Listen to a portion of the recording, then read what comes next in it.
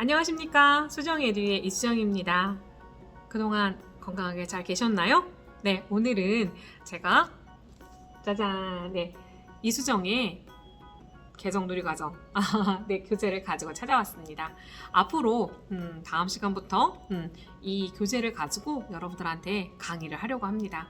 사실 교재는 따끈따끈한 세교 교재지만 아직 학원 강의로 올라오지 않아서 여러분들한테 먼저 유튜브로 여러분들한테 소개를 해드리고 강의를 해드리려고 해요. 왜 그럴까요? 중요하기 때문이겠죠? 그럼 왜 중요할까요? 개정이 됐기 때문에? 네, 물론 그렇습니다. 하지만 저희는 임용을 공부하는 사람들이잖아요. 그래서 임용에서 저희의 임용 시험에서 이 해설서가 차지하고 있는 비중이 최소한 5점 이상은 되죠. 그리고 어떻게 보면 전체적인 흐름이 바뀌었기 때문에 전체적인 맥락에 다 영향을 준다고 볼 수 있어요. 그래서 A, B 모든 문제에서 개정된 부분의 문제가 하나씩은 다 끼어들 수 있는데, 작년에는 개정된 부분 첫 해라서 1번 문제의 전체적인 어떤 목표라든지 평가에 대한 부분을 5점, 배점으로 나왔지만 이제 해가 가면 갈수록 이 개정된 부분에 대해서 심도 있게 알지 않으면 점수를 5점으로 받기가 어려울 것 같다는 생각이 들어요. 그래서 이 해설서를 처음 접하거나 또는 2015를 모르고 처음 임용을 공부한다든지 기존의 어떤 임용 시장의 흐름 같은 거 또는 우리 유아교육 교육과정의 흐름을 모른 채 그냥 지금 단지 보이는 2015만 공부하면 다른 것과 비교했을 때 모르는 부분이 분명히 생겨요. 왜냐하면 저희는 이 개정 누리과정에서 말하는 것처럼 간략화시켰기 때문에 2015까지의 것을 없애거나 뒤집는 게 아니거나 또 삭제한 게 아니고 2019는 간략화시켰다고 말을 하고 있어요. 연령별 세부를 간소화시켜서 경험 중심으로 아이들한테 자율성 있게 놀이 중심으로 가기 위해서 개정한 거거든요. 그래서 가장 이제 강조했던 것도 놀이 이해나 놀이 실행 자료에서 유아를 다시 보는 것, 놀이를 다시 보는 것, 다음에 교사 자신이 자신의 변화를 하는 것, 이런 것들을 강조하는 이유는 기존 거와 달리 변화된 관점으로 교육과정을 운영하고 보기 위함이라는 거죠. 그런데 이제 이걸 이전 것과 지금 것을 비교하면서 보지 않으면 그것이 무슨 말인지 잘 모르는 부분들이 있어요. 그래서 제가 해설 강의를 통해서 여러분한테 가렵고 잘 몰랐던 부분들을 아하, 그랬구나 라고 알려드리려고 합니다. 그리고 또 한 가지 정말 중요한 건 2021년도, 즉 올해 문제와 작년 문제를 기출문제를 딱 놓고 비교해 보세요. 그러면 한 가지 정말 딱 눈에 띄게 달라진 부분이 있다면 지문일 거예요. 지문이 어떻게 변했을까요? 개정누리과정이 놀이 중심의 교육과정으로 바뀌었고, 다음에 유아의 놀이를 따라가 주는 것으로 바뀌었기 때문에 시험 문제에서도 지문이 아주 큰 변화를 겪었어요.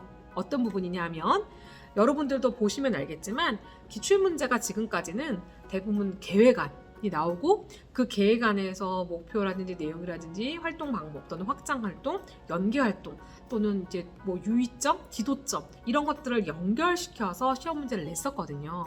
그런데 올해 문제는 그게 한 개도 없었죠. 네. 변화한 거예요.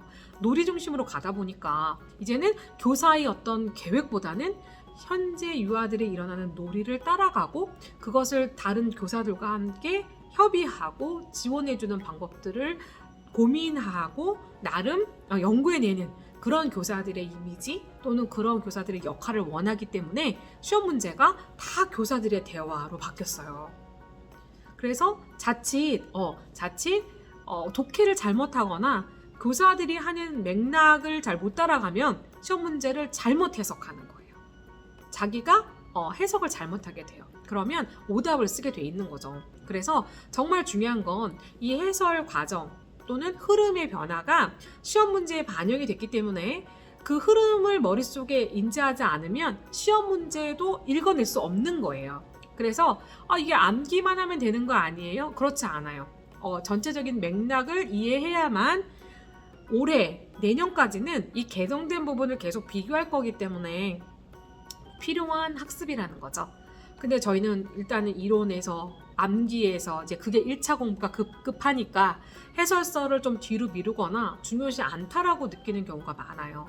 그런데 무엇보다 더 중요한 건 이 해설서의 기본적인 흐름을 따라가는 거기 때문에 저는 제가 물론 저희가 3, 4, 5월 달에 이 모든 과정을 학원에서 끝냈지만 이제 마지막으로 시험 보기 전에 안 본 사람들이라든지 또는 단기간에 핵심만 딱 알고 싶은 사람들을 위해서 짧게 유튜브에서 짧게 끊어서 중요한 부분들만 짚어드리려고 해요. 그러니까 잊지 마시고 계속해서 들어오셔서 이 해설서 강의를 한번 들어보시면 좋을 것 같습니다. 그럼 다시 한번 말씀드리면 기출문제의 트렌드는 교사들의 대화로 바뀌었고 그 대화는 해설서에서 강조하는 부분들로 지문이 바뀌고 있기 때문에 해설서 내용들을 충분히 익히고 그 트렌드를 알아야 그 대화의 흐름을 파악해서 정답을 맞추는데 조금 더 정확성을 기할 수 있다는 거죠. 물론 우리가 배웠던 이론들도 암기는 해야 돼요. 근데 그 암기한 것을 선생님들이 지금 제일 어려워하는 게 뭐냐면 더 암기는 했는데 이 시험 문제도 그걸 적용 못 하겠어요. 이 예문이 어느 거죠? 라고 하는 부분들인 거예요. 자, 그거는 문제를 많이 풀면 된다라고 말씀드렸는데 그 문제의 지문의 소스가 놀이 실행 자료나 놀이 이해 자료나 나왔던 사례를 가지고 거의 비슷하게 약간만 바꿔서 시험 문제 내고 있기 때문에 눈에 잡고 지금까지 봤던 이론책처럼 이 해설서나 놀이 이해 자료도 눈에 익을 만큼 충분히 봐야 돼요. 근데 이제 올해의 시험에서 어느 게 나올지가 관건이겠지만 이제 내년도에 또 이렇게 나오겠다라고 추리하려면 올해 시험 문제를 봐야 될 거예요. 그렇지만 지금 예측하기로는 작년에 전체적인 흐름이 나왔기 때문에 놀이 지원하는 부분도 나왔고 2개나 나왔다고 볼 수 있거든요. 자, 그러면 또 다른 안 나온 부분에서 크게 흐름을 보기 위해서는 전체적인 맥락도 보고 암기도 필요해요. 그래서 해설서를 지금 논술 시간에 저랑 같이 논술을 막 풀어보기도 하고 있는데 그건 전체적인 어떤 흐름의 맥을 잡아가고 있는 것도 있지만 논술 문제로 풀지 못하는 그런 부분들 작은 짤막짤막한 부분들이 있어서 이제 그 부분을 이제 강의 시간에 함께 교재를 보면서 이제 해보려고 해요. 자, 그럼 교재를 잠깐 살펴보도록 하죠. 왜냐하면 이제 이 교재를 아직 못 보신 선생님들이 계실 테니까. 가운데는 이제 이렇게 물론 칼라로 되어 있고요. 저희가 목차의 순서대로 되어 있는데 제가 총론의 내용을 그대로 한 게 아니라 제 나름대로 총론의 내용들을 이렇게 구조화 시켰어요. 표를 그리고 요약도 해줬고 다음에 그 내용에서 여러분들이 해설서에 나와 있지 않는 개정의 배경들 이런 것들을 더 추가로 옆에다가 해설을 집어넣어서 이제 좀 설명을 쉽게 하려고 알려드렸어요. 그래서 이렇게 되어 있고 다음에 책에 나와 있는 부분들에 대해서 조금 더 이렇게 되어 있기 때문에 여러분들이 칼라로 되어 있어서 보기 좀 쉬우실 것 같고요. 제가 책상을 쳤더니 막 흔들리네요. 네. 자, 그리고 2부에서부터는 이제 저희가 그 5개 영역에 대한 부분들이 나오는데 이 5개 영역이 2019만 들어있는 게 아니라 제가 보시면 3부에 이제 영역별 할 때는 보시면 신체운동 건강 예를 들면 2019도 들어있고 그다음에 2015도 들어있어요. 그래서 두 개정 전과 개정 후를 비교해 볼 수 있고 다음에 거기서도 가장 중요한 거는 제가 짚어드리겠지만 여러분이 혼자 공부할 때도 충분히 될 수 있도록 제가 다 실어놨거든요. 그러니까 이 교재를 통해서 충분히 공부를 하시고 또 맨 끝에는 제가 이렇게 가로넣기 문제도 넣어드렸어요. 그래서 여기 보면 블랭크들에 제가 시험 문제로 나올 만한 단어들, 다음에 이제 용어들을 이제 확인 문제처럼 넣어드렸기 때문에 총론 부분에서 중요한 걸 다시 한번 확인해 보실 수도 있습니다. 그래서 이렇게 중요한 것들 다 요약하고 지금 문제까지 다 넣어놨기 때문에 이 자료가 해설서를 강의를 안 들었거나 처음 한 번도 보지 못했는데 시험을 봐야 된다. 그럴 때는 단기간에 짧은 시간 안에 모든 걸 다 끝내줄 수 있을 만큼 잘 요약된 거니까 요것을 가지고 공부하셔도 좋고 다음에 공부하고 또 궁금한 게 있으면 저한테 물어보시면 또 이쪽을 통해서 또 설명해 드릴 수도 있을 것 같아요.